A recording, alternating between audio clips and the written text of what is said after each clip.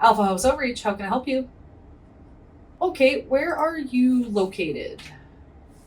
Originally known as the Downtown Outreach Addictions Partnership, or DOAP team, Alpha House's outreach program has come a long way since its beginnings as a two-person, makeshift operation, attempting to create something Calgary didn't have, but desperately needed: a street-level response to the growing challenges of homelessness and addiction. It gave you a different perspective when you could see people on the street. Like, we would be down by the river and under the bridges and in some of these homes that people were squatting in, and it gave you a different relationship with them. In the beginning, we would drive around to all these different areas and see people. If we seen people sleeping, we were able to kind of get out and check on them and see, did they need a ride to shelter? Did they, maybe had an injury that needed to be dealt with, or receive medical care, or figure out kind of what else was going on. Traveling down alleyways, under bridges, and behind buildings wasn't something people were doing in 2005. But Alpha House and then partner CUPS Calgary believed in the concept of a mobile service that could bridge the gap between marginalized populations and physical social service buildings. Well, the DOAP team discussion started with a small group of staff at Alpha House who were noticing changes in the community around us. And at the time, there was a change in the substances people were using, and there was definitely a lot of pressure on emergency services. And staff were asking, I wonder if we can get out of the building and begin meeting people where they're at. Essentially, it was brilliant because CUPS had the healthcare, the addiction treatment, the housing, and the wraparound social supports, and Alpha House had the shelter and the ability to go outreach after hours, and they had the detox. To me, that was a perfect combination of using all of our resources within the two organizations to the best together impact to help those that were on the streets. Today, Alpha House's outreach program has over 100 staff, with a 40-vehicle fleet and a dispatch system integrated into 911 and 211 call protocols to allow for the diversion of unnecessary police and EMS use throughout the city of Calgary, and more appropriate responses to street-level crises involving homelessness and addiction. In honor of our outreach program's 20th anniversary, we are reflecting on its incredible journey from an out-of-the-box idea fueled solely by hope and compassion to a life-saving program serving thousands of individuals every year to access housing, detox, shelter, hospitals, and other needed services. Take a walk with us back in time to September 2005. Way back when things got started in the early aughts, we had some money that came to the city to focus around crime prevention, and one of the areas that we really focused on with CPIP was to look at how do we support frontline policing. It would spend a lot of time moving these folks back and forth between the hospital and back to shelters, and basically taking the cars off the road, or the EMS wagons off the road.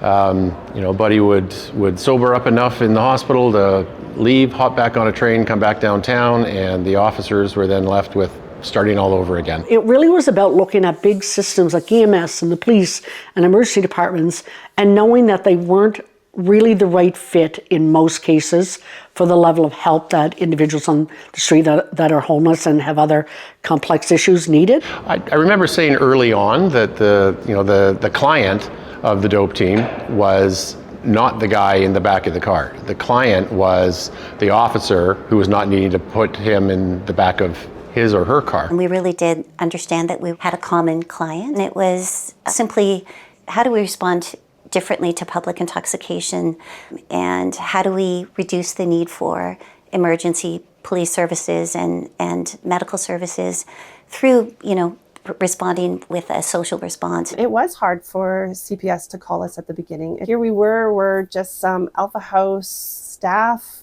showing that we can come and meet you, and we'll grab people and bring them back to the appropriate shelters. It was a tough sell at the beginning. I think that we really had to show ourselves, and we had to show up, and we had to be responsive, and we had to be faster than them. Leadership of Calgary Police Services has always been really supportive of working with the community and looking at alternative responses to vulnerable people. But, we did have to build our credibility, and, it did take some effort to get different partners to take our little van seriously. Were the police ever skeptical?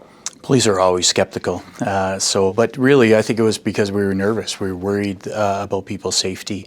We've been dealing with intoxicated individuals, many of whom had, other addiction issues or perhaps mental health issues, and many of whom had weapons on them, even if it was just for their own protection.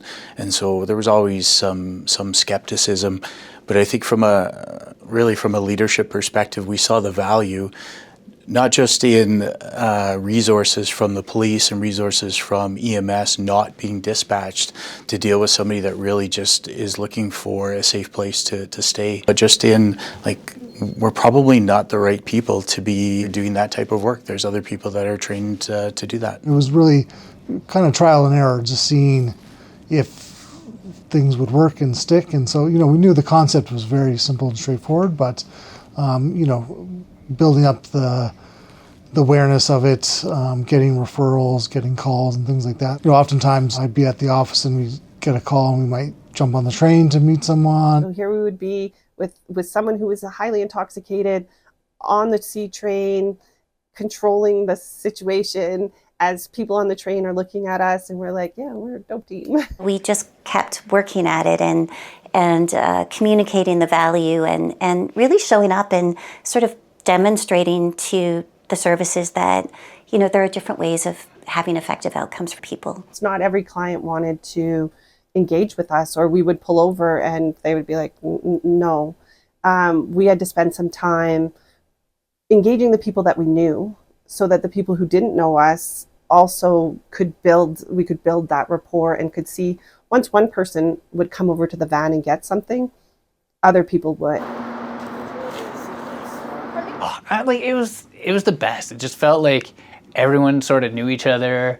It almost felt like we were joining a secret club, where we all of a sudden got to know all the people who were on the streets and who were just normally faceless, nameless. And then it was we get to know these stories, we get to know their characters, and it was great. We actually built a lot of pretty strong relationships. I think over time people definitely saw the value of outreach and understood that shelter and our detox programs were really good landing places for people that we were encountering. And so that continuum actually began to make sense, and people were, excited about it.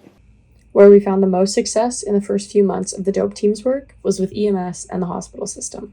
We always had people showing up at the doors before our outreach team started, and they would show up in gowns and sometimes with no shoes. They would be released from the hospital just wearing that. So the nice part of getting into all the emergency rooms and getting into the hospitals was that we got to get people before they were discharged and making sure that they had all the supplies that they need and that they got to the safest place or the most appropriate for all. What we found is that we had common clients, and EMS learned that when they were responding to someone in the community, Alpha House could actually support that person back to our shelter, and that sort of saved EMS from being removed from the streets. The DOAP team was really well known in the acute care system, especially picking people up from emerge, making sure they got taken somewhere safe when they were being discharged. I think what really grew over the years was an understanding around the role that DOAP team played above and beyond just transportation. I think the DOAP team did a wonderful job, both formally and informally, educating partners and staff around what that work looks like and what it means to have good, safe discharge plans. We would get a call from, say, Emerge of, we have a patient in who's presenting whatever. And having this unique ability to come in and say, no, this is not their baseline, or no, this really is their baseline, and they're really unwell, and this is what's going on, and being able to advocate to have them admitted or receive better care. I can think of one example where there was a client that was going to be discharged to Alpha on a mat, and he had a palliative cancer diagnosis. And I think if you've never been to Alpha House and you've never seen what it looks like to stay in the shelter, that may or may not seem like an adequate plan. But when we were able to talk to the staff about what that actually was going to look like and what services we would or would not be able to provide without additional supports, we were able to shift the trajectory and actually work with that individual to be placed into hospice with a lot of daily support from the DOAP team and others. Advocacy for the homeless population and education around the benefit Alpha House could provide to both those on the street and first responders became a consistent part of the first few years of the DOAP team. When we first started outreach, how we kind of got our number around was that we actually would pin that onto clients. And when clients were being picked up by CPS or EMS, they could sometimes just be like, no, call them. And I think it made a huge difference in people feeling comfortable to call us because the clients themselves were asking. We were able to just kind of sell it from the perspective of, look, we do this work all the time. This is taking work off of your officers. This is going to help EMS. This is going to help all of our first responders. And we have this relationship already with a lot of this client base.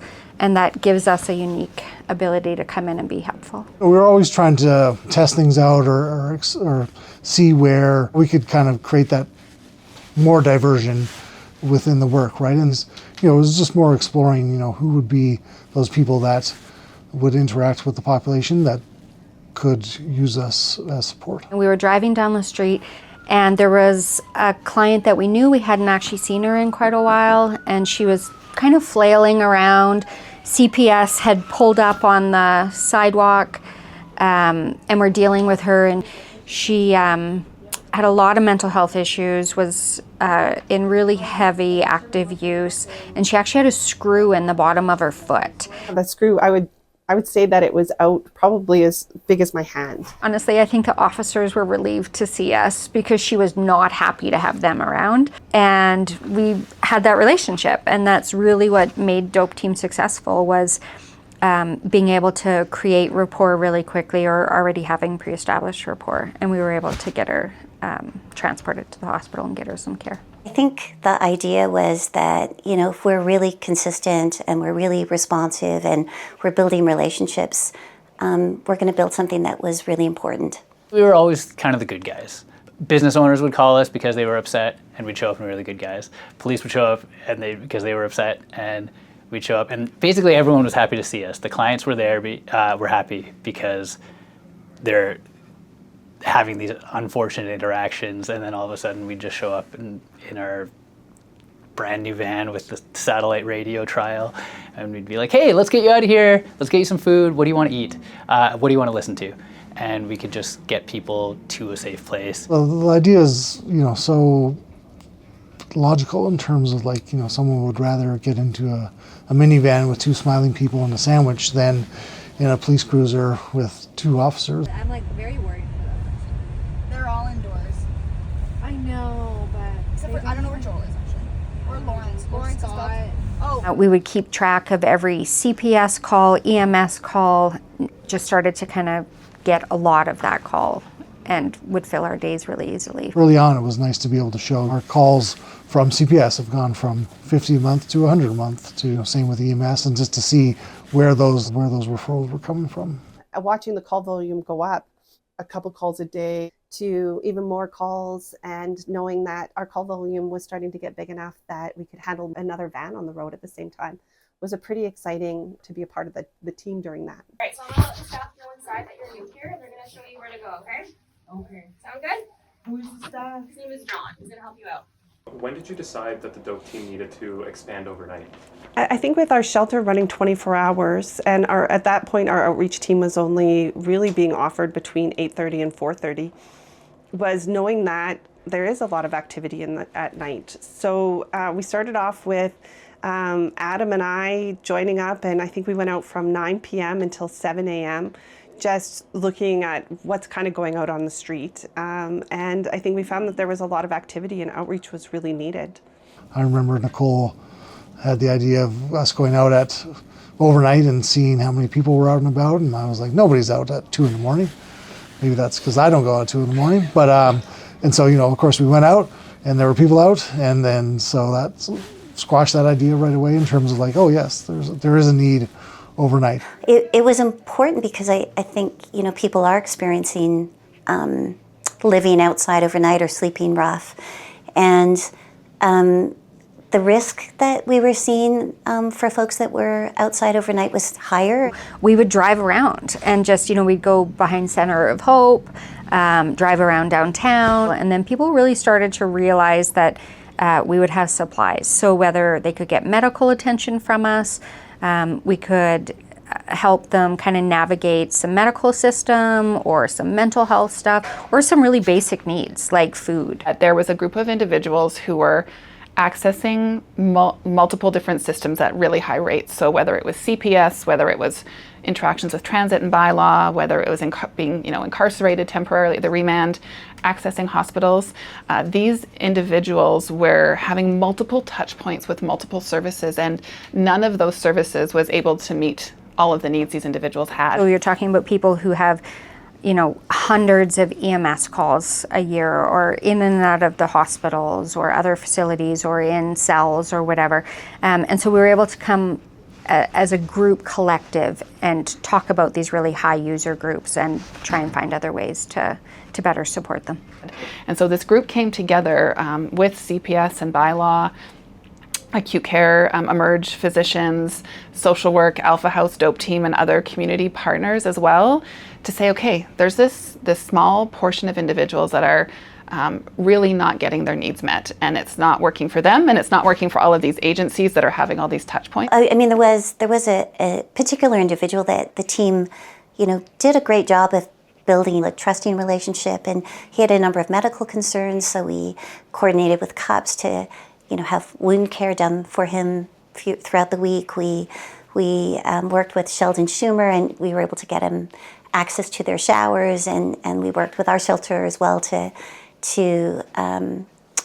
be able to kind of let him come in and sleep for a while. Because at that point, Calgary had lots of $1 million Murrays. When you think of clients that were costing a lot of money to EMS and CPS, and how did we get to find out their names so that we could work with those harder people that didn't have any place to go, that were maybe on no entry at all of the shelters. And having that relationship with the shelter and being a part of it, we got to work a lot on how can we get this person back in. Outreach had become an extension of Alpha House's shelter and detox program and had allowed us to seek out those needing support rather than waiting for them to come to us. But back in 2008, housing was a notably missing piece. So when we think of housing now, we think of, facilities, we have PBSH, we have landlords that we rent from. And when DOAP Team started, that wasn't really a thing. What we had was a lot of these really old rundown houses that oftentimes were condemned, weren't really supposed to have people in them.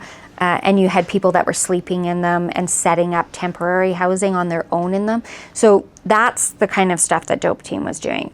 It was that piece that made us successful because we were able to, and willing, not just able, but willing to go into situations that not everybody was willing to do. It was just supporting people with the housing that they could find themselves, making sure that they had the support that they needed to possibly keep that housing. I think that on the ground work, really drove the development of our housing program, and a lot of our outreach staff sort of were our early case managers in terms of housing as well, and understood that they really did want to make that kind of a difference, and it was really based on just seeing the gaps in a real way when people were outside. One of the struggles for people exiting homelessness, especially if they've been unhoused for a really long time, is that it becomes their family and their normalcy. And so when you put them in housing, it can actually be really isolating.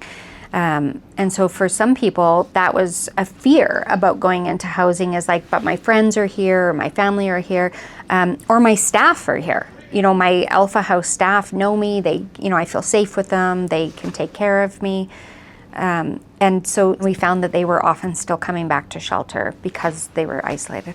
We would move people into housing, and oftentimes they wouldn't even have a TV, so it'd just be like an empty apartment, or maybe an apartment with a little bit of furniture, and then people would be pretty miserable. So DOAP Team would get calls from people who had recently moved into a house, or we'd get calls from the shelter, and we'd pick up someone who we knew had been moved in that week, and they were just like, they just needed to seek out their community. When the conversation about transitioning from the shelter into housing became something we were talking about, it was being talked about by staff that these clients really had built connection and relationship with, and who were willing to actually help move them into these units and go and visit and bring food and transport them to CUPS for their appointments. You know, it was that that level of support that the DOAP team was providing that really allowed those first initial folk to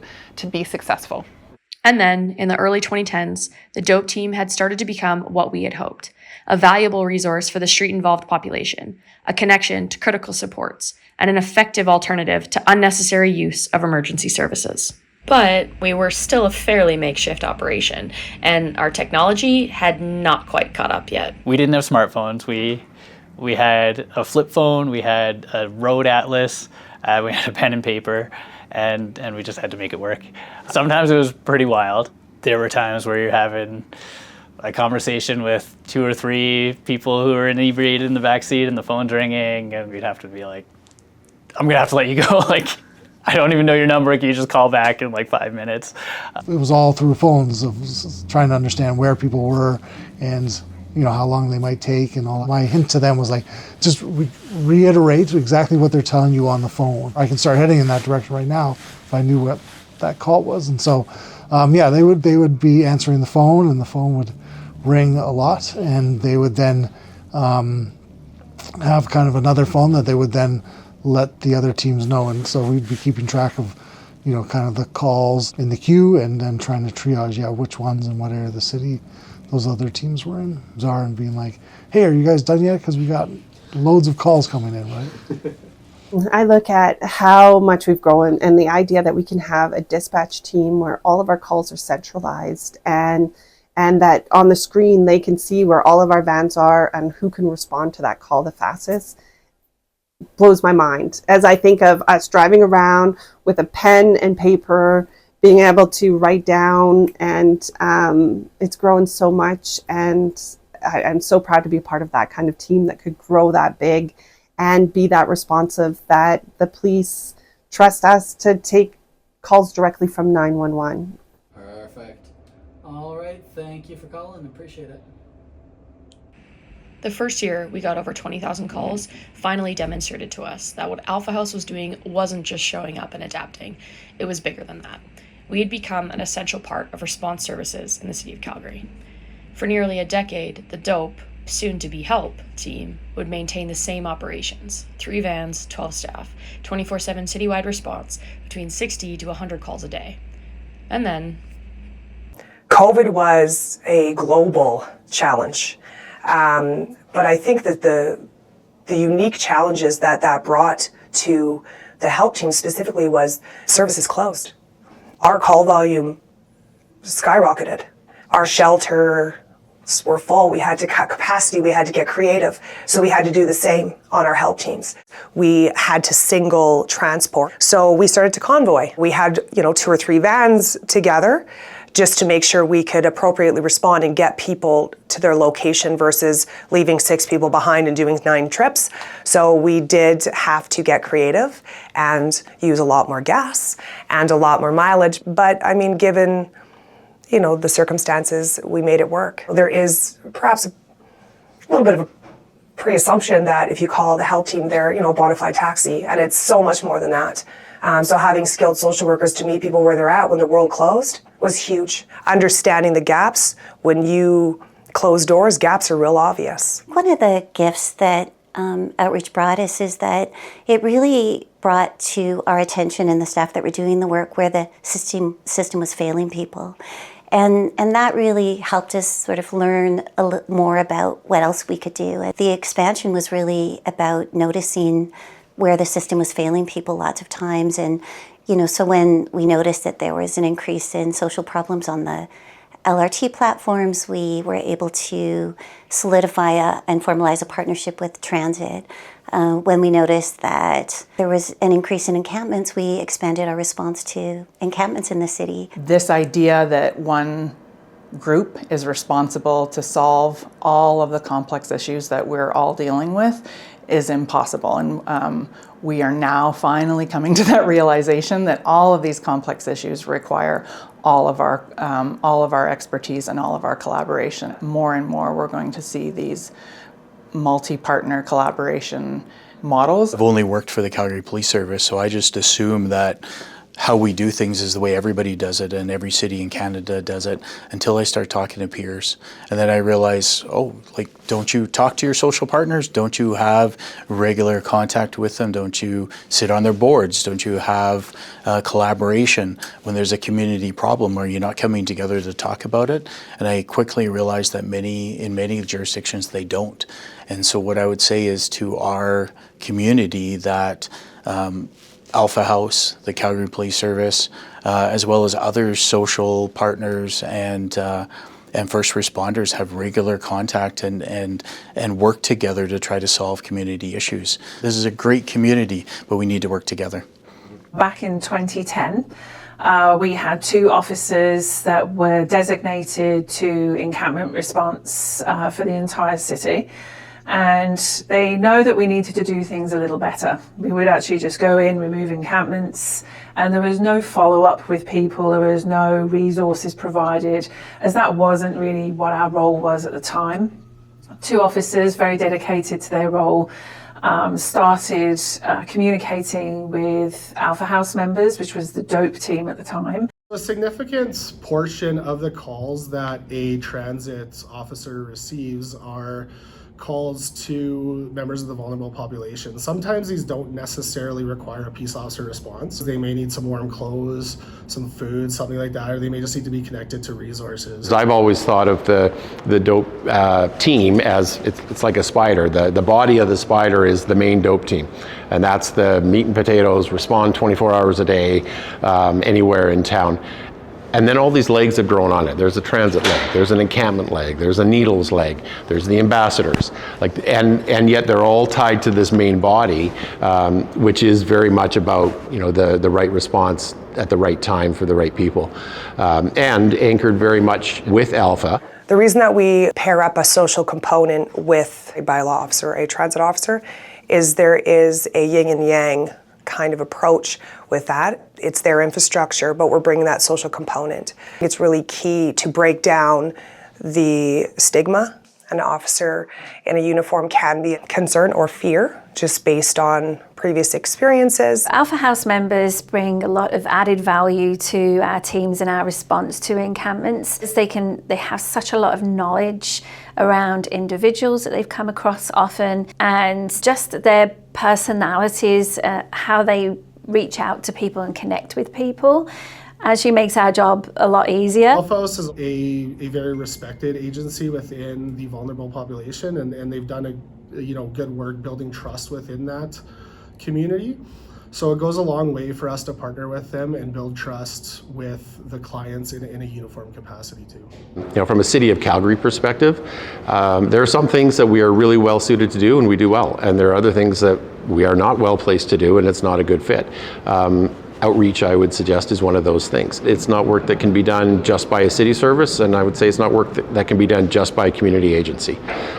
They meet in the middle, and I think that's the best way to provide services. Outreach is very special. It actually is something that is behind the scenes, and success can be having connection to acute care to having families reunite. Someone can be housed permanently, or somebody can be diverted from the justice system who is habitual, that is in and out of incarceration. They're learning from us and we're all learning from each other. Obviously transit is on the transit line and we're out in the natural areas, parks and streets. But Alpha House members have been a crucial part of both COT and encampment. This is the team that has the expertise and the training and the relationship and the trust. The idea that the help team is there and has that expertise and has the relationship, I think gives great comfort.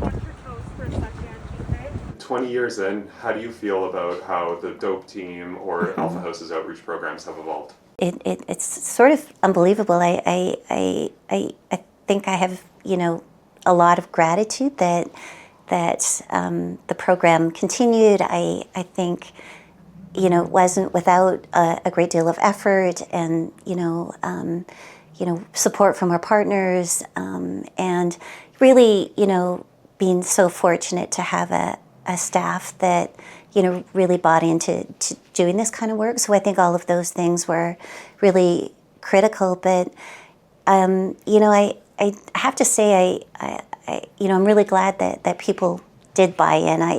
We just didn't know at the time if, it would sort of sustain itself, and funding was a challenge. But in the end, I really think it's sort of exceeded what I thought we would be in the beginning, and so, that's pretty cool. But I think the big piece about the work is that it really does make a difference for people who are affected by addiction and homelessness, and that is the essence of why we do the work and what drives us. And so ultimately, I'm really grateful that we get to do that work. I love you. Are crazy. You are crazy. Is that what you said? Oh, I got it. Thank you. Bye. Bye.